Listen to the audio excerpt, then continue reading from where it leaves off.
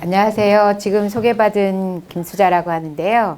제가 오늘 여러분들하고는 역사 속의 인물에 대해서 우리가 어떻게 이해를 하면 좋을까에 대한 것들을 좀 한번 생각해 보는 시간을 가졌으면 합니다. 그래서 주제로는 우리가 역사 속에서 여러 인물들이 있는데요. 그래서 사람들에게서 가장 많은 관심을 받고 있는 인물 중에 한 사람이 누구냐 하면 바로 장희빈이라고 할 수가 있어요. 그래서 저희가 한번 이제 진행을 하다 보면 그 관심의 정도가 어느 정도인지를 알 수가 있는데요. 그러한 이제 인물, 약간 이제 우리가 고정적으로 기존에 생각하고 있는 인물들이 과연 진짜로 그런 인물이었을까? 다른 이해를 할 수 있는 내용들은 없을까? 뭐 이런 것들에 대한 것과 또 하나는 이제 역사 속 인물은 이 사료라는 기록되어 있는 어떤 자료를 근간으로 하는데요. 이해를 하게 되는데 그런 자료나 기록이 갖고 있는 어떤 성격은 어떤 것인가 이런 것까지 한번 다 연결지어서 한번 생각해 보는 시간을 가졌으면 좋겠습니다.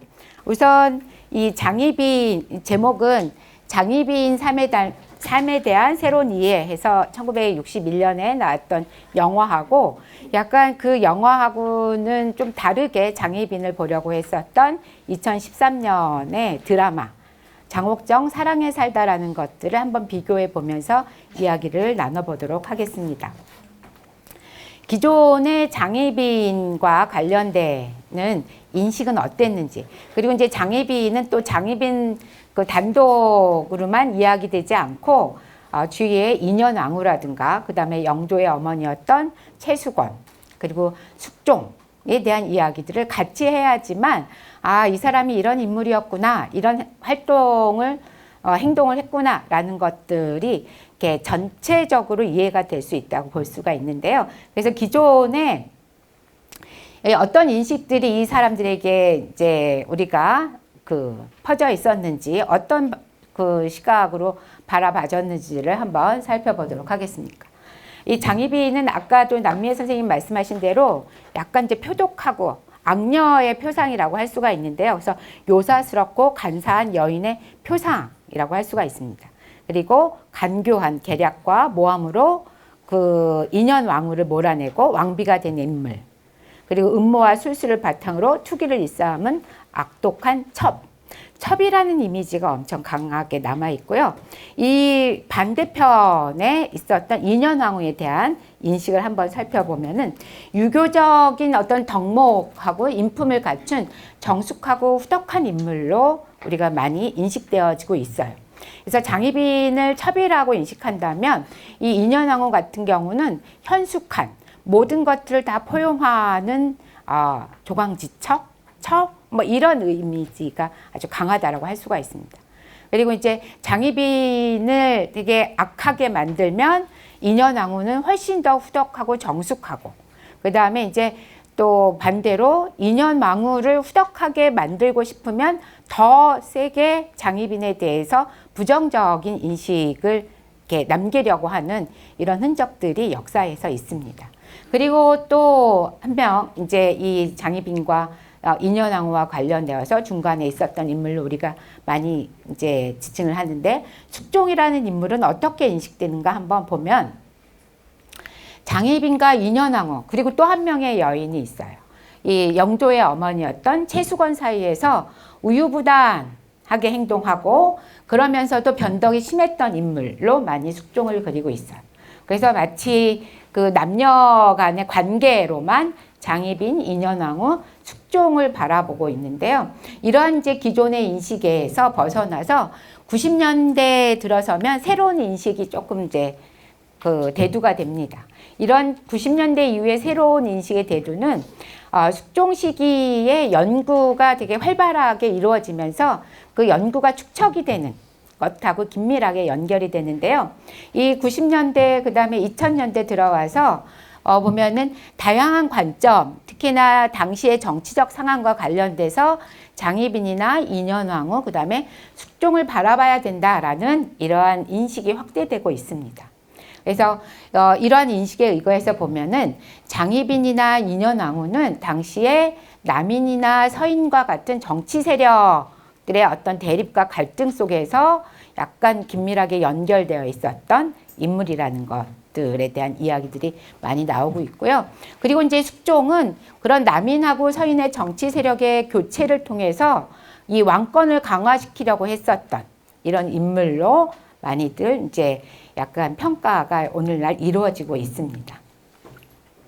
이러한 어떤 이제 기존의 인식과 새로운 이해를 잘 보여주는 이런 이제 재연물을 한번 보기로 할 텐데요. 이 1961년에 만들어졌던 장희빈이라는 영화는 기존의 인식을 그대로 반영한 영화라고 해도 과언이 아닙니다.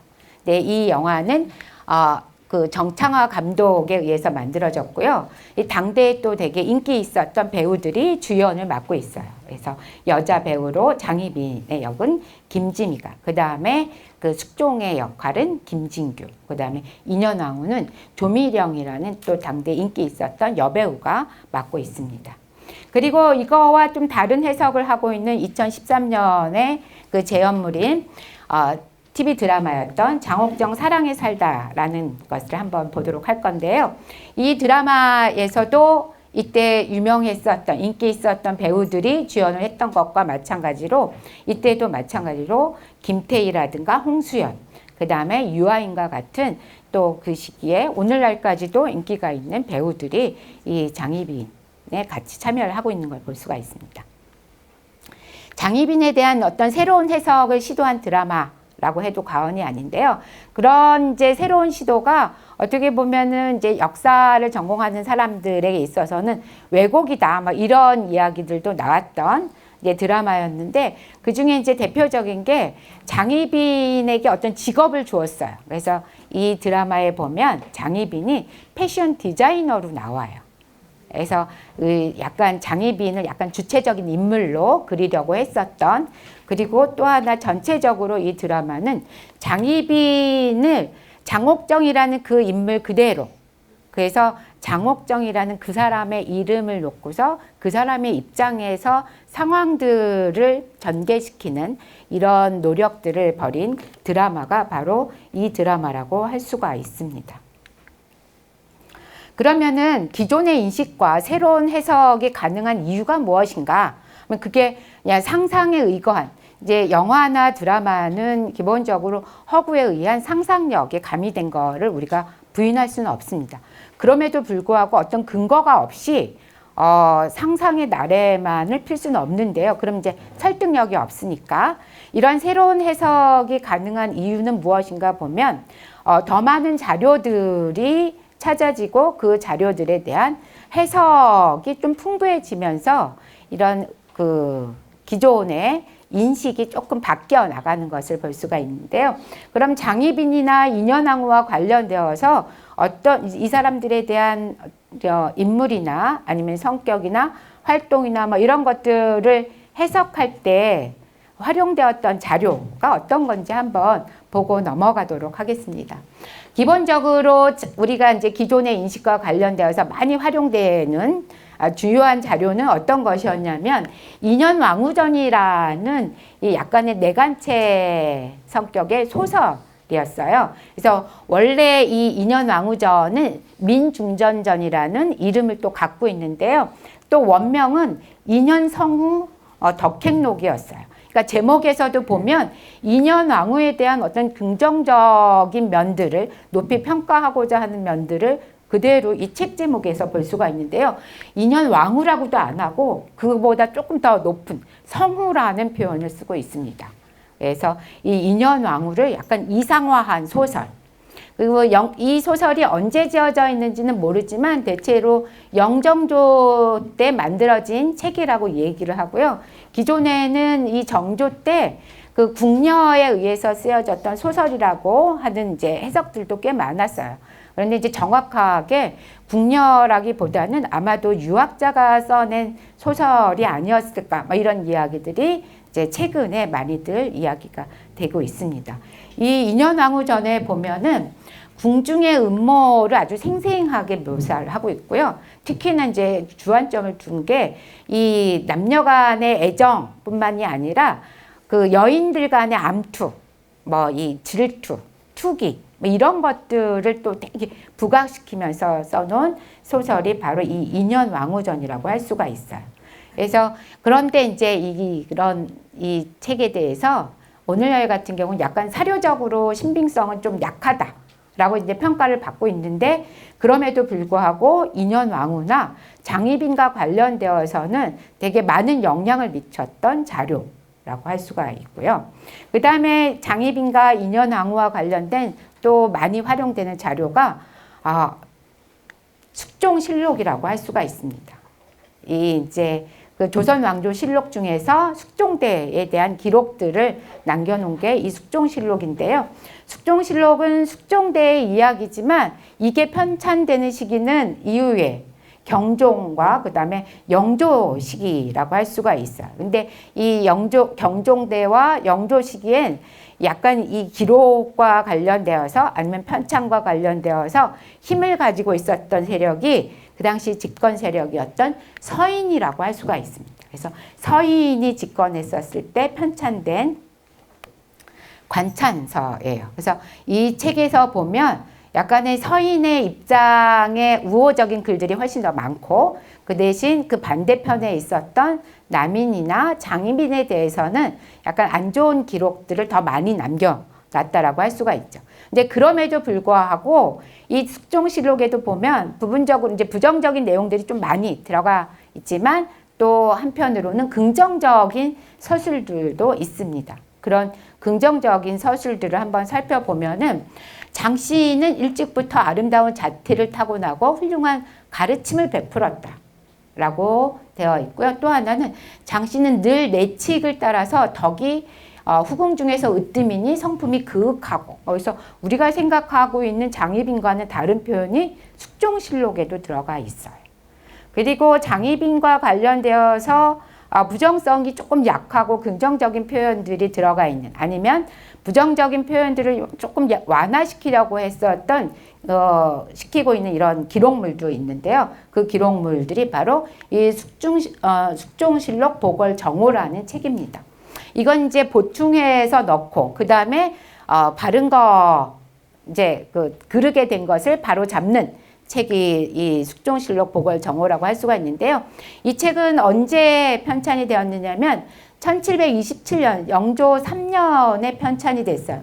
이 시기가 살펴봤더니 약간 이 노론이나 서인 측에서의 노론이 아니라 약간 소론이 조금 잠시 집권했었던 시기.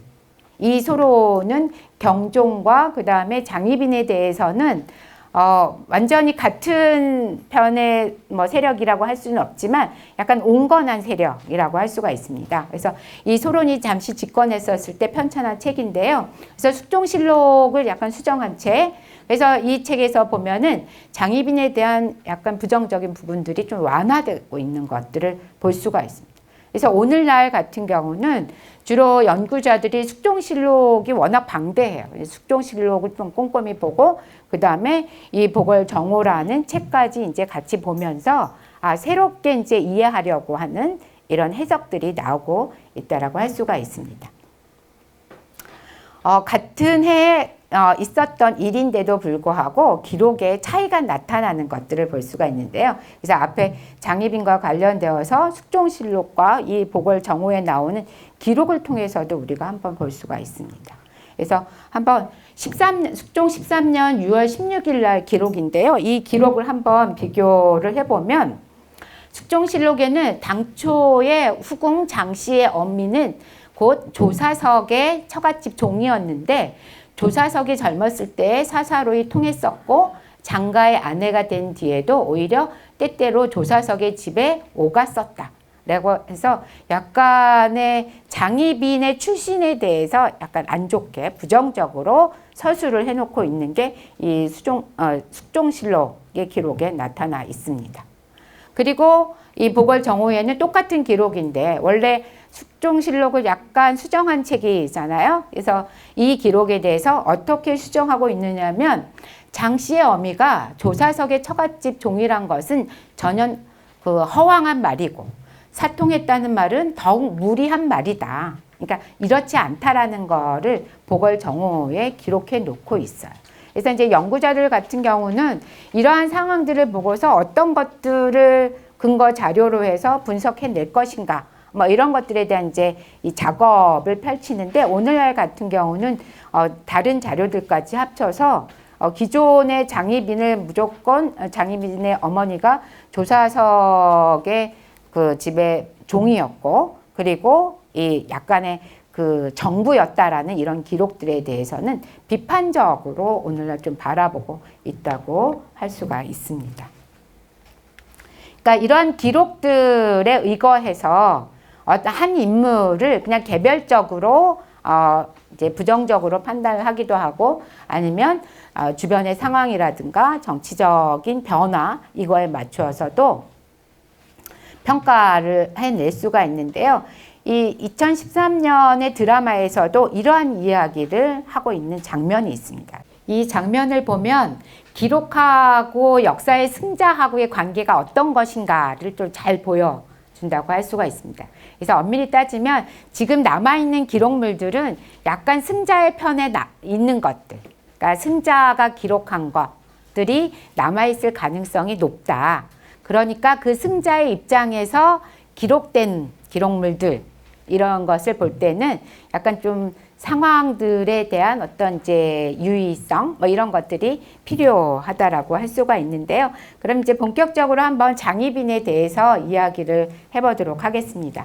장희빈이 얼마만큼 사람들에게 관심의 대상이었는지를 잘 보여주는 게 이 장희빈이라는 드라마, 아니면 장희빈이라는 인물을 소재로 하는 재현물들이 한 몇 년에 한 번씩 나오는 걸 통해서도 알 수가 있고요. 또 하나는 그렇게 자주 우리가 접하는 것뿐만 아니라 이 재현물을 만들 때 어떤 사람이 이 장희빈이라는 주인공의 배역을 할 것인가에 있어서도 막 관심을 기울이고 있습니다. 그리고 그 배우들도 당대의 최고의 인기를 누리는 것을 볼 수가 있는데요. 그만큼 장희빈에 대한 어떤 대중들의 관심이 높은 것을 볼 수가 있는데요.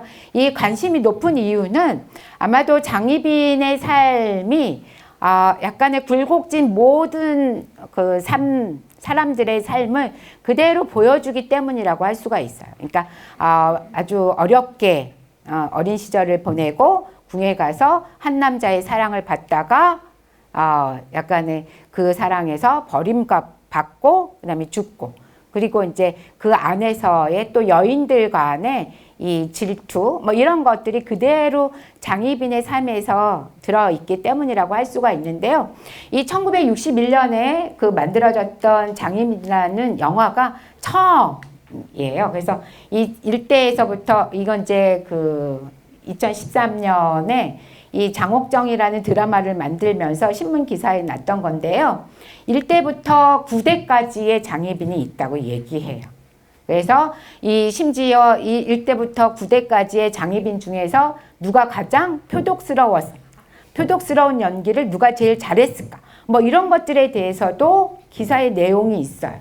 그래서 사람들로 하여금 그렇게 어떤 그 여인의 삶에 대해서, 그리고 그 여인의 삶에 있어서도 약간의 그 선과 악을 분명하게 드러내주는 장희빈과 인현왕후를 대비시키면서 사람들에게 좀 다가가고 있는 이런 것들을 이런 신문 기사를 통해서도 우리가 알 수가 있는데요.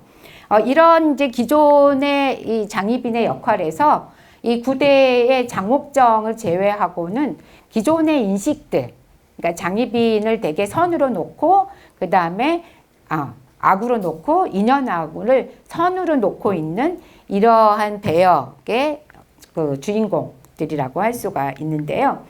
실제로 그럼 장희빈의 삶은 어땠는지, 어떠한 생애를 살았는지 한번 보도록 하겠습니다. 장희빈은 1662년에 출생을 했고요. 1701년에 사망을 했어요. 그리고 역관 집안의 출신이었고요. 아주 정확하진 않지만 어머니는 여종인 것으로 일단은 이야기가 됩니다. 역관 출신이었기 때문에 이제 신분상으로는 중인일 수도 있지만 어머니가 여종이었기 때문에 장희빈의 실제의 신분은 노비, 인물이라고 할 수가 있습니다. 왜냐하면 조선 시기 같은 경우는 신분을 어머니의 신분을 쫓았기 때문인데요.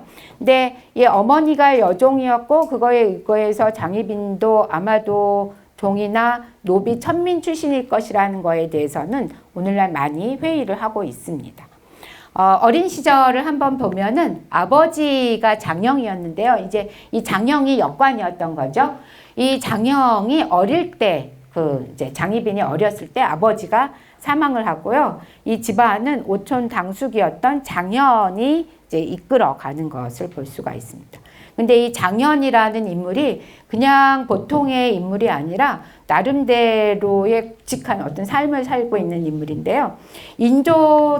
인조에서부터 현종대까지 중국 사신들을 이렇게 모시고 다니면서 역관 역할을 했었던 인물입니다. 중국 사신의 역관이고요. 그 역관을 하면서 약간 상업 활동을 해요. 무역 활동을 하면서 약간 부를 축적한. 그래서 그 시기에 이 장현에 대해서 국중 거부다. 이 나라 안에 아주 부를 취한 사람이다라고 해서 경제적으로 좀 이렇게 여유가 있었던 것들에 대한 기록들이 있습니다. 그래서 이제 경제적으로 여유 있거나 부만 축적한 게 아니라 그 부를 가지고서 정치적인 힘을 가지고자 했었던 인물인데요. 그래서 종실과 그 다음에 남인계 인물들하고 친밀했어요. 그래서 이 종실 같은 경우는 주로 이제 조사석이라든가 동평군을 의미하고요. 그래서 이런 인물들하고 친밀했기 때문에 남인의 정치적 힘이 좀 이렇게 막강했을 때는 장현도 그 힘 백으로 약간 이제 그 실권 권력을 이제 행사하는 것들을 볼 수가 있습니다. 그리고 이제 남인이 정치적으로 실각을 하거나 힘이 없을 때는 장현도 마찬가지로 힘을 잃어버리는. 그래서 남인이 실각했을 때 심지어 장현 같은 경우는 또 유배를 가는 이러한 모습들도 볼 수가 있고요. 그래서 그런데 이제 이렇게 장현이 오촌 당숙인 장현이 남인하고 친밀했기 때문에 장희빈도 이 남인하고 좀 관련이 있는 것으로 보여져요. 그래서 궁녀 시절에 보면 언제 이 궁에 들어갔는지는 잘 모르겠지만 숙종 초기에 그 남인이 집권하고 있었던 시기에 이제 궁에 나인이 된 듯하다라는 것을 볼 수가 있는데요. 이때 그 나인도 장렬왕후의 나인이었습니다. 근데 이 장렬왕후는 인조의 이제 두 번째 비였는데요. 정치적인 성향으로 보면은 남인 출신이었습니다. 그래서 남인계의 이제 그 인물이라고 할 수가 있는데요. 이 장렬왕후의 이제 그 일을 도와주고 그러면서 궁녀 생활을 어린 시절 한 10대 초반에 궁에 들어가서 이제 이 궁녀였던 것으로 보여지고요. 이 초기에 이 장희빈과 관련되는 글이 숙종실록이나 이런 데 보면은 용색 얼굴이죠. 이 용색과 애교, 감각 등의 여성적 매력이 높았다라는 기록들이 곧잘 나오는 것을 볼 수가 있습니다. 이 1674년이 숙종 1년인데요. 숙종이 14살 때 왕이 됐어요. 이때는 이제 주로 남인이 정치적인 성향으로 보면은 남인이 어떤 주도권을 잡고 있었던 시기였는데요. 이 숙종 초에 이제 나인이 돼서 궁에서 생활을 하다가 이 1680년, 그러니까 숙종 6년 정도 됐었을 때 어떤 일이 벌어지냐면 숙종의 첫 번째 비의 이름이 인경왕후예요. 인경왕후가 사망을 합니다. 그리고 이 즈음에서 숙종의 눈에 장희빈이 띄어서 이 장씨가 숙종의 총애를 받는 이런 모습을 보여주고요. 그런데 이제 막 예뻐서 막 총애를 받고 있을 즈음에서 어떤 일이 벌어지냐면 남인이 정치적으로 힘을 좀 잃고 실각을 하게 돼요. 그래서 남인이 밀려나고 서인이 집권하는 약간의 숙종 시기의 정치적 특징이라고 할 수 있는 환국이라는 게 첫 번째 환국이 이제 일어납니다. 그게 경신환국인데요. 이 경신환국 시기에 숙종의 어머니였던 명성왕후가 정치적으로 명성왕후는 서인이에요. 이 명성왕후가 보기에 장렬왕후 측근에 있었던 이 장희빈이 장씨가 숙종 아들이 막 총애하는 모습을 보여주니까 나중에 커다란 불씨가 될 줄도 모른다라는 생각을 하고서 이 남인이 실각했을 때 장희빈도 사가로 내쫓아 버려요. 그래서 한 6개월 정도 궁에서 숙종의 총애를 듬뿍 받았던 이런 경험을 갖고서 이 사가로 내쫓기는 모습이 이 숙종 6년 시기에 보여지고요. 그런데 이제 인경왕후가 사망하고 그 다음에 이제 그 두 번째의 왕비를 간택을 하게 되는데 숙종 7년에 민유중의 딸이었던 인현왕후를 숙종이 왕비로 맞이해요. 이때 민유중은 서인의 거의 이제 그 거두라고 할 수가 있는데요. 아주 그 서인 측의 명문가였던 이 인현왕후를 왕비로 맞이를 하고, 그래서 이 시기에 서인의 세력이 어느 정도였는지를 이런 것들을 통해서도 볼 수가 있습니다.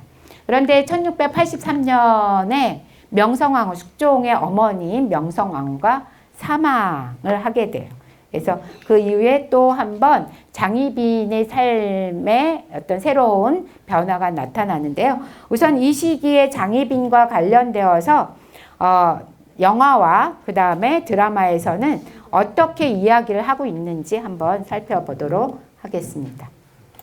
예, 여기서 보면은 이제 이 장욱란이라고 이제 그 장희빈의 이름을 이야기를 하고 있는데요. 뭐 덕이 부족하다. 그 다음에 방자하다. 그 다음에 왕후를 배반하고도 남을 것이다. 뭐 이렇게 약간 부정적인 표현을 하고 있는데요. 그 표현이 그대로 그 숙종실록이나 아니면 인현왕후전에 나와 있는 기록이라고 할 수가 있어요. 그리고 이제 그 영화에서 인현왕후에 대해서는 그럼 어떻게 이야기를 하고 있는지 마저 보도록 할게요. 여기 이제 보면은 이 민비가 되게 어질고 무던하다, 뭐 이러한 내용들, 후덕함, 이런 것들에 대한 이제 설명을 하고 있는 것을 볼 수가 있습니다. 그럼 2013년에 이 드라마는 장희빈에 대해서 어떻게 이야기를 하는지 한번 이 장면을 통해서 유추를 해보면 좋을 것 같은데요. 장옥정의 어머니가 나오는 장면입니다. 이 장면을 보면은 어머니가 무엇이라고 하냐면 잘 자라주었다 라는 표현을 하고 있습니다. 그리고 조사석 같은 경우도 이 장희빈이 약간 여러 가지 재주가 있다라는 이야기를 하면서 이 장희빈에 대해서 긍정적으로, 그 다음에 많은 문제가 되었던 것들이 장희빈의 출신과 관련되는 것이었는데요. 그러니까 기존의 인식이나 아니면 기존의 기록이 장희빈을 천출이나 막 이렇게 표현해서 되게 부정적으로 이야기를 하려고 하는데, 이 드라마에서는 어린 시절부터 좀 잘 자라준 거, 뭐 이런 것들에 대한 이야기들을 이렇게 군데군데 이야기를 하고 있습니다. 그래서 새롭게 말하려고 하는 것들을 우리가 한번 볼 수가 있지요. 그리고 이제 이 장희빈이 궁에 들어와서 본격적으로 이제 전면에 드러나는 그 시기를 보도록 할 건데요. 후궁이 되고 그 다음에 왕비가 되는 이 시기를 보도록 하겠습니다. 사가로 내쫓김을 당했는데 1686년 숙종 12년에 다시 궁으로 돌아와요. 이때 이제 궁으로 다시 들어오는 이유는 크게 이제 두 가지인데요. 첫 번째는 원래 그 인조의 두 번째 비였던 장렬왕후의 나인이었잖아요. 그러다가 총애를 받고 상궁이었다가 상궁 시절에 이제 쫓겨나는 걸로 이제 영화에서 나와요. 근데 이 장렬왕후가 명성왕후가 죽고 나니까, 그리고 이제 명성왕후가 쫓아냈으니까 쫓아낸 사람이 없어지고 나니까 장렬왕후가 이제 계속 그 숙종에게 이렇게 이제 지원을 해줘요. 그러니까 다시 이 장희빈을 궁으로 들여와야 된다라고 해서 계속 이제 말을 넣는 거죠. 거기다 이제 두 번째의 인현왕후도 마찬가지로 이 숙종이 장희빈을 못 잊어 한 것 같으니까, 그리고 숙종하고 결혼을 했지만 둘 사이에 아이는 없었어요. 그러니까 아이도 안 생기고, 그 다음에 숙종은 또 장희빈을 그리워하고 막 이러니까, 그리고 이렇게 어떻게 보면 이제 시어머니라고 할 수가 있는데요. 시어머니의 3년 사항을 치르고 난 다음에 숙종에게 건의를 해요. 다시 예전에 총애했었던 장희빈을 궁으로 들여오면 어떻겠느냐고. 그러니까 이제 그렇게 이야기를 들으니까 숙종이 바로 장희빈을 궁으로 들어오게 합니다. 그리고서 이제 그 더 많은 사랑을 주는데요. 그 사랑들이 어떻게 나타나냐면 후궁에게도 품계를 주는데요. 바로 이 장씨를 수건으로 봉해요. 그리고 별당까지 지어줘요. 원래 조선 시기에 궁 안에는 건물들을 그냥 마음대로 지을 수가 없는데요. 이 숙종이 그냥 단독적인 독립적인 공간을 장희빈에게 주고 싶었던 것으로 보여져요. 그래서 장희빈에게 별당을 지어주고 이 별당의 이름을 취선당이라고 합니다. 이때 이제 별당을 지어줄 때 그 당시에 신하들의 엄청난 반대가 있었어요. 근데 이제 반대가 있었음에도 불구하고 이 별당을 지어줄 정도로 숙종이 장희빈에 대한 총애가 컸었던 것을 볼 수가 있죠. 그리고 1688년에 그 장수건이 왕자 윤을 낳아요. 이게 이제 이 숙종에게 있어서는 첫 번째 아들인데요. 이때 이 숙종의 나이가 29이었어요. 그러니까 29에 처음으로 맞이한 아들인데요. 그러니까 그 아들에 대한 또 기대감이나 사랑이 엄청 났다고 할 수가 있고요. 그리고 또 동시에 아들을 낳아준 장희빈에 대한 사랑도 엄청 났다고 할 수가 있습니다. 그래서 이 1689년 그 다음 해에 그 아들 그 윤을 원자로 책봉을 해요. 이 원자는 바로 이제 세자가 되는 것을 의미하는데요. 원자로 책봉하고 그리고 나서 그 장희빈을 희빈으로 봉하는데 이 희빈이 바로 후궁 중에서 바로 그 왕비 밑에, 그러니까 후궁 중에서 가장 높은 품계를 희빈이라고 할 수가 있습니다.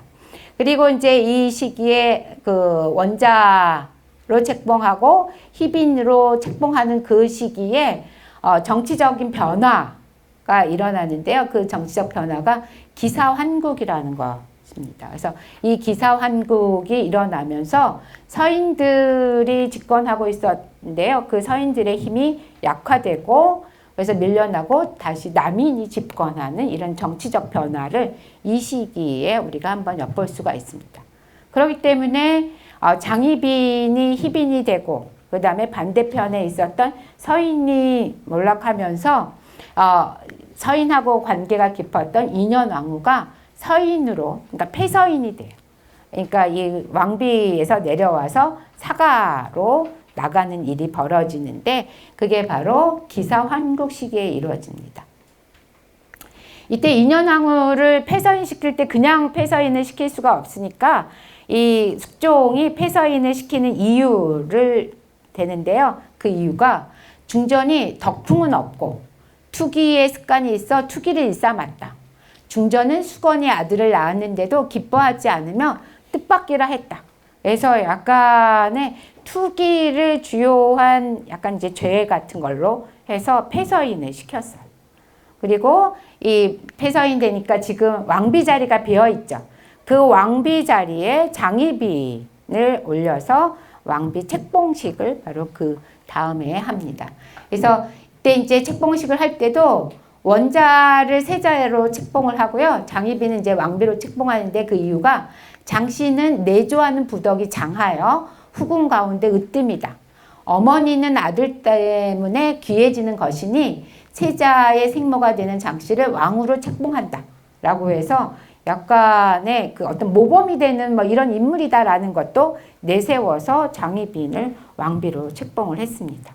그래서 한 몇 년 이제 장희빈이 정비의 역할을 하게 되는데요. 장희빈의 삶에 또 한 번의 변화를 일으키는 일이 벌어지는데요. 그게 1693년에 숙종 19년이에요. 그러니까 왕비가 된 지 한 3, 4년 된 이 시기에 숙종이 궁인 최씨를 수건으로 봉해요.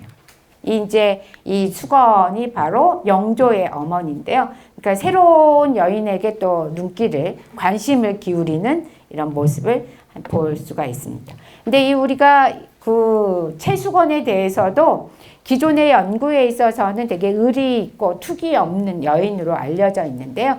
이게 오늘날 약간 다르게 그 해석을 하고 있습니다. 그래서 이 다른 해석과 기존의 인식을 보여주는 장면을 두 장면을 보도록 하겠습니다. 기존의 기록에 의거해서 만든 장면인데요. 최근에는 최수건이 숙종을 만난 게 우연이 아니다라는 것이 있어요. 그래서 그거에 의거해서 만든 장면을 한번 보도록 하겠습니다. 원래 기록에 의거해 보면 최수건은 약간 사심이 없는 여인으로 그려져요. 근데 실제로 보면 그 장희빈하고 인현왕후는 약간 정치적으로도 경쟁 관계에 있지만 최수건은 뭐 이런 정치적인 어떤 끈이라든가 뭐 이런 것들이 없었던, 예, 워낙 최수건에 대해서 우리가 무술이다 뭐 이런 얘기를 할 정도로 정치적으로 어떤 세력하고도 연결이 되어 있지 않았던 인물입니다. 그런데 이미 이제 그 인현왕후는 폐서인이 돼서 사가로 가고, 약간 어떻게 이제 궁 안에서는 장희빈하고의 어떤 경쟁 관계일 수도 있는 뭐 이런 인물이었기 때문에 최수건이 인현왕후나 서인하고 연결되어 있었을 가능성이 많이 제기가 되고 있는데요. 그러한 문제의식을 가지고서 이제 만든 장면이 아닐까. 그러니까 최수건도 정치적으로 아무런 끈이라든가 뭐 이런 것이 없던 사람은 아니다라는 거를 잘 보여주고요. 왜냐하면은 이 최수건이 이후에 이제 아들을 낳고 그 아들이 영조인데, 영조를 지지했었던 세력이 바로 서인이면서 노론이라고 할 수가 있습니다. 아마도 이 시기부터 이 최수건이 정치적으로 서인이나 인현왕후하고 긴밀하게 연결되어 있지 않았을까 하는데요.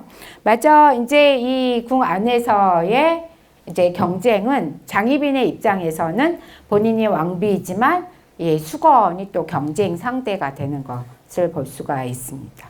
이때 이제 이 1694년에 이 갑술황국이라는 게 일어나는데요. 바로 이 갑술황국이 다시 한번 이 숙종 시기에 정치적 변화가 일어났던 시기입니다. 이때 이제 남인이 약간 또 밀려나고 서인 중에서 노론이 집권하는 시기인데요. 이 시기에 이제 최수건이 바로 왕자를 출생을 합니다. 그 왕자가 연인공이고 그다음에 이제 영조가 되는 인물이죠. 그리고 이 시기에 폐비되었던 인현왕후가 다시 왕비로 복위를 해요. 그러니까 한 나라의 왕비가 또 두 명이 있을 수 없으니까 인현왕후가 왕비가 되면서 왕비였던 장희빈은 다시 강등이 돼요. 그래서 희빈으로 강등이 되는 이런 또 슬픈, 장희빈의 개인에 있어서는 좀 불행한 시기였다라고 할 수가 있습니다. 그리고서 이제 시간이 좀 지난 다음에 1701년에 인현왕후가 사망을 해요. 사망을 하니까 숙종이 장희빈에게 자진하라는 비만기를 내려요. 그리고 이 시기에 이제 이 비만기를 받아들여서 장희빈은 사약을 받고서 죽는 것을 볼 수가 있는데요. 이때 이제 사약을 내리면서 이렇게 자진하라고 명했던 그 내용을 보면은 대행대비가, 이때 이제 이 대행대비는 인현왕후를 의미하는데요. 대행대비가 병에 걸린 2년 동안 희빈은 한 번도 문안 오지 않았다. 그리고 신당을 설치하고 비복들과 함께 기도하며 빈틈없이 일을 꾸몄다. 해서 약간 무고죄를 지었으니 자진하라는 비만기를 내리게 됩니다. 이때 이 무고죄라는 건 누군가를 막 저주하는 거예요.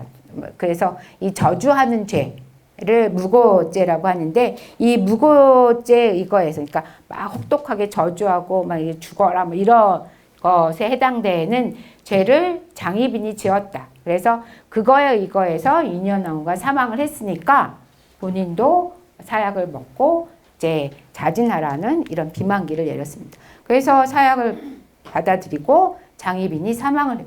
그러니까 인현왕후가 죽은 해하고 장희빈이 죽은 해가 거의 똑같은 거죠.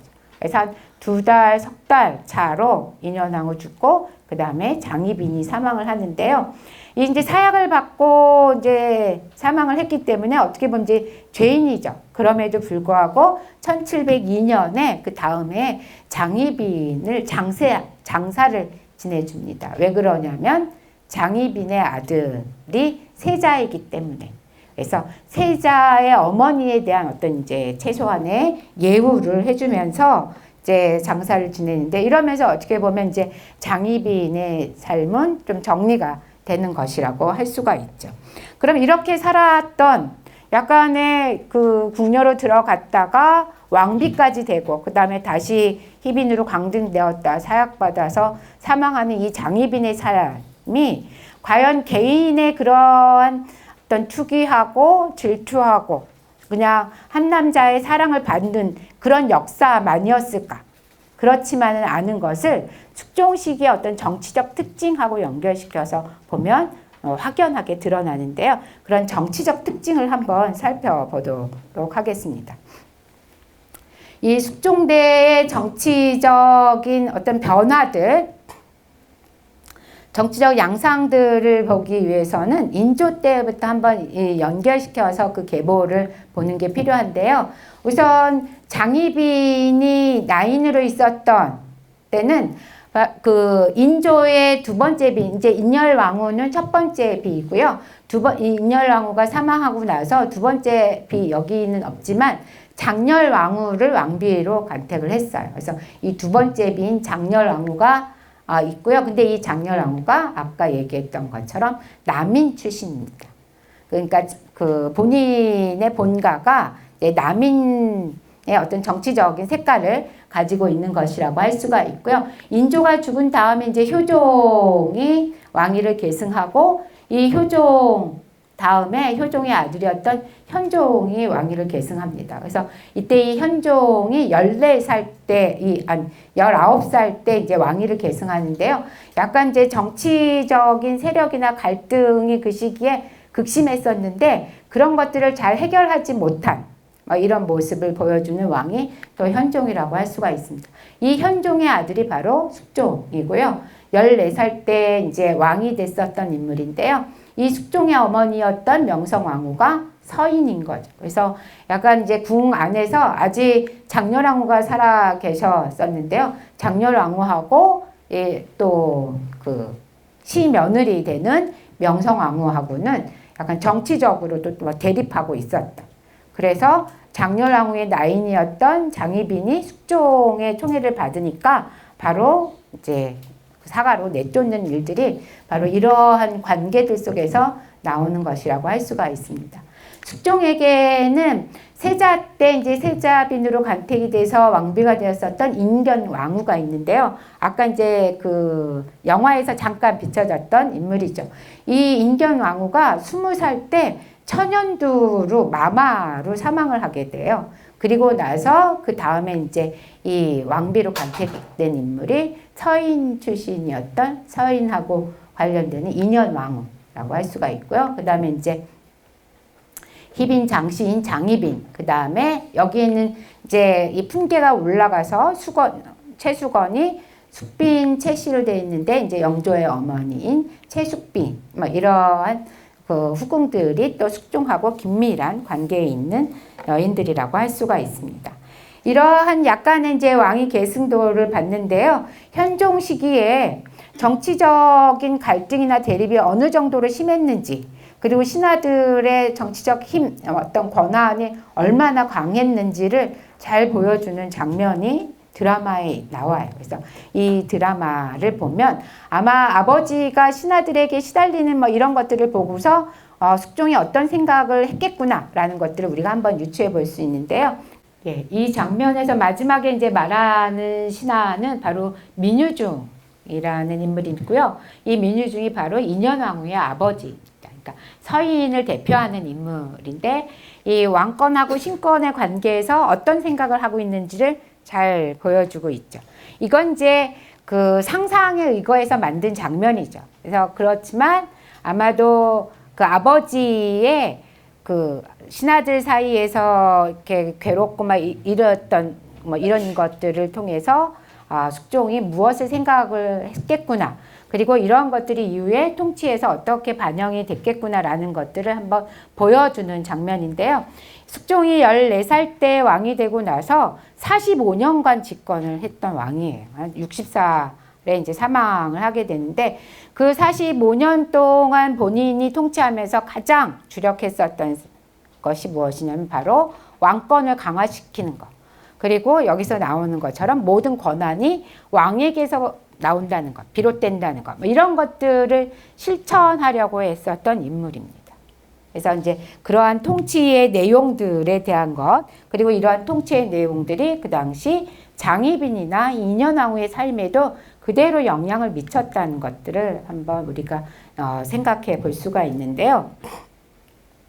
숙종대의 정치적 특징이 장희빈이나 인현왕후의 삶을 이해하는데 아주 중요하다고 할 수가 있습니다.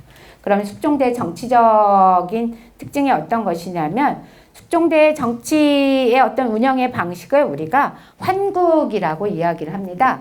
이 환국은 어떤 국면을 전환시키는 거예요. 시국이나 그 다음에 정국을 전환시키는 거, 이것을 환국이라고 얘기하는데요. 이 전환을 그럼 누가 시키느냐 하면 바로 왕이었던 숙종이 주도를 하게 돼요. 그러니까 숙종이 막 통치를 하다가 이런 정국이 아니라 좀 다르게 정국을 한번 바꿔보겠다 하다가 또 한 몇 년 지나서 또 이런 국면을 전환시키는, 바꾸는 뭐 이런 통치의 행동을 했다고 해서 우리가 숙종대를 환국기라고도 이야기를 하는데요. 왜 이렇게 이제 변화를 꾀하는가, 어떤 국면을 전환시키는가 하면은 목적은 왕실의 권위를 회복하고 그 다음에 국왕의 권력을 강화시키기 위함이라고 할 수가 있습니다. 그러면 어떻게 이 국면들을 전환시키느냐 하면 그 방법은 군주가 자주 정치적 세력을 교체하는 거예요. 그래서 그리고 교체해서 신하들의 충성심을 경쟁시키는 것이라고 할 수가 있고요. 이런 교체가 어떻게 나타나냐면 그 당시에 이제 가장 커다란 정치 세력이 서인과 남인이었는데 서인과 남인이 퇴조한 후 노론하고 그 다음에 이제 서론의 정치 세력이 만들어져요. 이런 정치 세력들의 변화를 가지고 오는 것도 바로 이 숙종의 환국에 의한 것이라고 할 수가 있습니다. 그러니까 어떤 얘기냐면 지금 이제 남인이 집권해서 막 통치를 하고 있어요. 근데 너무 남인의 권한이 강해지니까 남인들을 약간 실권이나 권한을 약화시키고 그 반대편에 있는 서인들에게 권한을 주는 거예요. 그러면서 이제 서인들이 이제 힘이 세지면서 남인들은 실각을 하게 되고, 그러고서 이제 약간의 서인의 집권기에 어떤 통치를 행하다가 또 너무나 이 서인이 독주한다 싶으면 서인을 약화시키고 남인을 또 막 등용해서 남인에게 힘을 실어주는. 그러다가 또 남인이 너무 오래 간다 싶으면 다시 서인을. 그러면서 그 신하들에게 내가 이런 변화를 가지고 올 수 있다라는 걸 보여주는 거죠. 그래서 신하들이 본인에게 충성을 하게 만드는 이러한 방법을 통해서 본인의 어떤 권한을 강화시키고자 했던 인물이 바로 숙종이라고 할 수가 있는데요. 그렇게 이제 황국을 이제 몇 번 겪다 보니까 어떤 일들이 벌어지냐면 한 번에 내가 정권을 잡았을 때 반대편에 있는 다른 세력들을 힘을 아주 많이 없게 빼버리는 거예요. 그러다 보니까 보복이라든가 숙청의 강도가 갈수록 좀 강화되는 거죠. 그래서 이 숙종 시기에는 왕권이 강화되기도 했지만 약간 부정적으로 보면은 신하들 사이에 있어서는 보복이나 숙청이 반복되었던 시기라고 할 수가 있습니다. 그리고 이러한 황국이나 이러한 변화의 시기에 인현왕후나 그 다음에 장희빈이 이제 등장을 한다고 할 수가 있습니다. 그래서 이 두 사람의 어떤 교체 기간, 교대 관계들을 보면 남인하고 서인의 교체라든가 이런 황국하고 긴밀하게 연결되어 있는데요.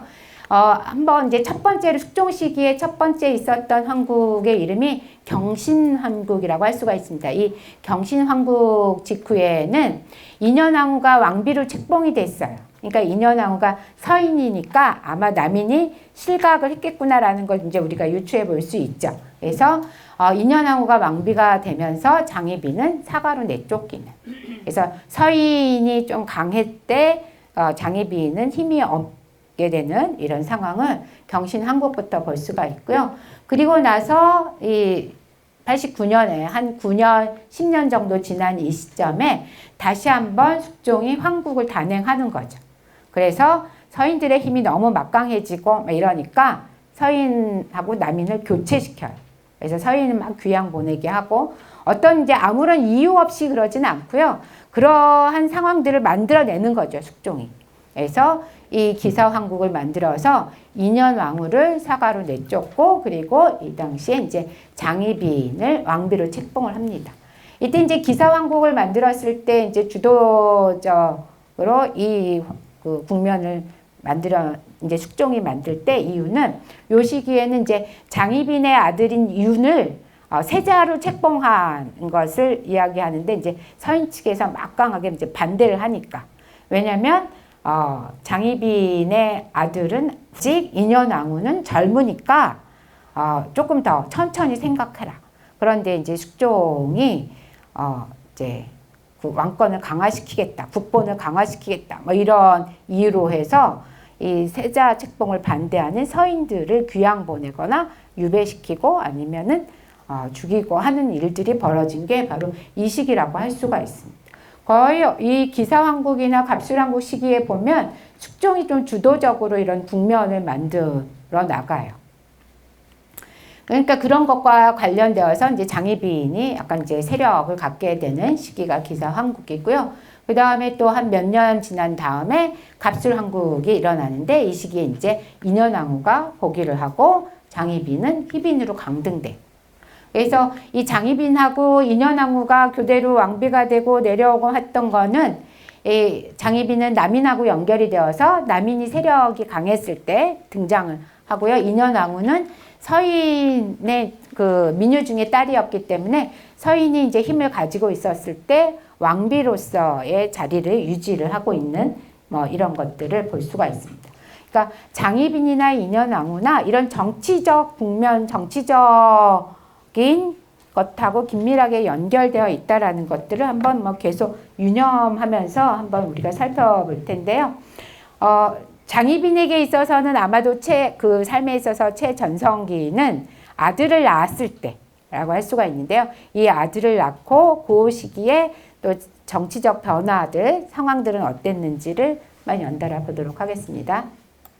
61년 영화만 놓고 보면 숙종의 권한이 이제 막강한 거는 알겠지만 정치적으로 다른 신하들이 막 대립하거나 약간 막 도전하거나 뭐 이런 모습들은 좀 드러나지 않죠.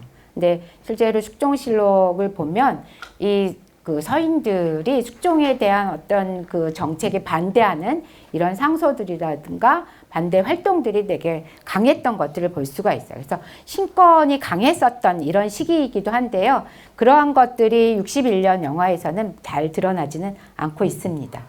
그 다음에 이제 장희빈이 이제 희빈이 되고 약간 이제 세력을 확장시켜 나가는 장면들을 한번 61년 영화를 통해서 볼 건데요. 되게 부정적으로 그려지고 있는 것들을 또 볼 수가 있어요. 장희빈과 관련되어서 이제 언급되는 인물이 바로 장희제라고 할 수가 있고요. 장희제의 어떤 또 그 부정적인 어떻게 보면 이제 권력의 남용도 장희빈을 또 부정적으로 보게 하는 요인이라고 할 수가 있고요.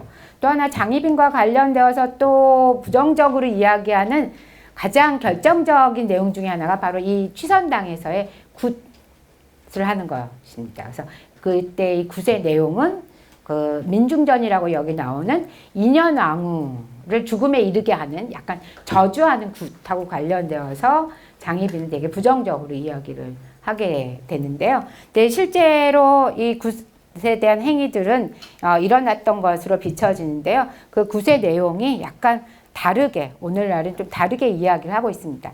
우선 세자 책봉을 했었을 때의 숙종의 어떤 의지 뭐 이런 것들을 보여주는 장면하고 그 다음에 취선당에서의 그 굿하는 장면들을 연속해서 보여드리도록 하겠습니다. 원래 기록에 이거에서 보면 아까 이제 초반에 나왔던 것처럼 신당에서의 굿은 인현왕후를 저주하거나 아니면 죽음을 기도하는 뭐 이런 굿이었다라는 게 기존의 기록에 의거한 것입니다. 근데 이제 그 보궐 정호의 기록에 의거해서 보면 실질적으로 이 시기에 그 왕자가 천연두가 좀 많이 걸렸기도 하고 이 시기에 또 민간요법으로 천연두에 걸려있던 사람한테 기도하면 구술하거나 막 이러면 그게 또 낫기도 한다라는 속설들이 있었대요.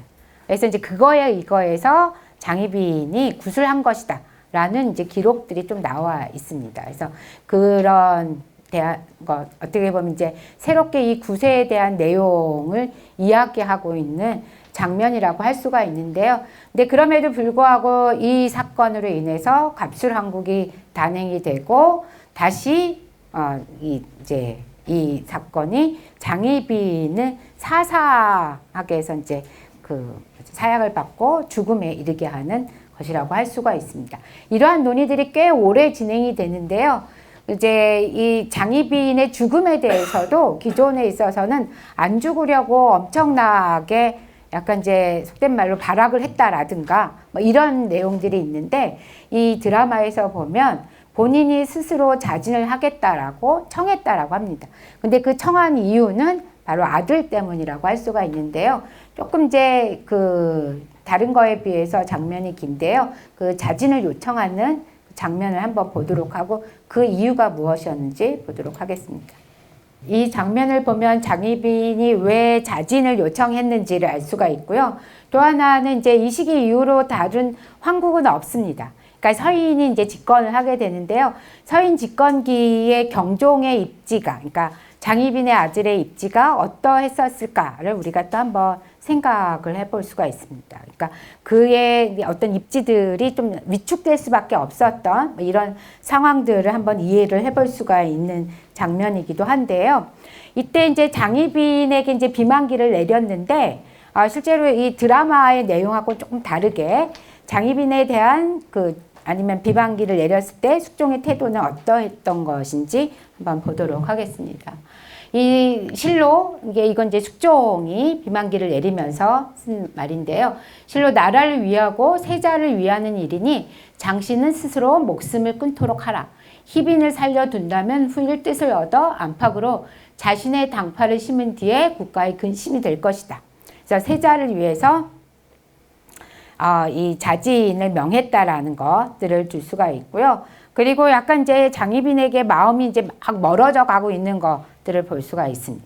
그래서 이후에 이제 인현왕후 사망하고 다시 왕비를 이제 간택을 하게 되는데요. 이 즈음에서 숙종이 어떠한 이제 법률을 공포를 하냐면 다시 후궁에서 왕비로 올리는 이런 법은 없다라고 합니다. 그래서 후궁에서 왕비가 되지 못하게 하고 아예 다시 이제 왕비를 간택하게 하는 이런 일을 가진 것도 이 이후의 일들에서 나타나고요. 그러면 이제 장희빈의 어떤 삶이 온전히 막 긍정적이거나 뭐 이런 그 행동을 한 건 아니지만 과장되게 훨씬 더 그 간악스럽고 표독하게 비춰졌었던 이유를 우리가 한번 살펴볼 수가 있었는데 그러한 인상들, 그러한 인식들이 왜 이렇게 오랫동안 갔었을까? 한번 보면은 그건 바로 그러한 인식을 계속 유포시켰던 서인 세력들의 집권의 기간하고 관련이 된다라고 할 수가 있습니다. 왜냐하면 그러한 인식들은 대체로 서인 측에서도 노론이라고 할 수가 있는데요. 이런 노론이 기억하는 세자의 어머니의 상, 뭐 이런 것들을 그냥 계속 그냥 흘려보내는 거라고 할 수가 있고요. 이후로 이제 이들이 이제 영조 때 또 집권을 하면서 어떤 기록을 장악하고 있었기 때문하고도 연결이 된다라고 할 수가 있습니다. 그래서 우리가 실질적으로 어떤 인물들을 볼 때는 역사적 맥락이나 정치적 상황들하고 좀 연결시켜서 봐야지 하나하나의 단면들만 보면은 전체적으로 그 사람을 파악하는 데는 좀 많은 한계가 있다라는 것을 한번 이야기를 해보고 싶고요. 오늘날 그러면 이 장희빈하고 인현왕후, 숙종은 어떻게 있는가 한번 살펴보면은 지금 숙종하고 인현왕후, 장희빈은 서운흥에 모셔져 있어요. 근데 이 서운흥에서도 이 쌍봉으로 있는 거는 바로 숙종하고 인현왕후라고 할 수가 있고요. 같은 서운흥 안에 있지만 이 장희빈은 한참 멀리 떨어져 있어요. 그래서 여기 이제 이 약도가 이게 좀 조그맣게 비춰지는데요. 이 서운흥 들어가면 여기에 이제 그 쌍릉 같은 경우가 이 숙종과 인현왕후고 그다음에 장희빈은 이쪽에 있습니다. 그래서 이 사람들이 지금 어떻게 인식되고 있는가 어떻게 또 대우받고 있는가를 또 보여주는 이런 현실이라고 할 수가 있습니다. 이와 같이 해서 한번 장희빈을 좀 새롭게 어떻게 이해되고 있는가 뭐 이런 이야기를 한번 해보는 시간이었는데요. 경청해 주셔서 감사합니다.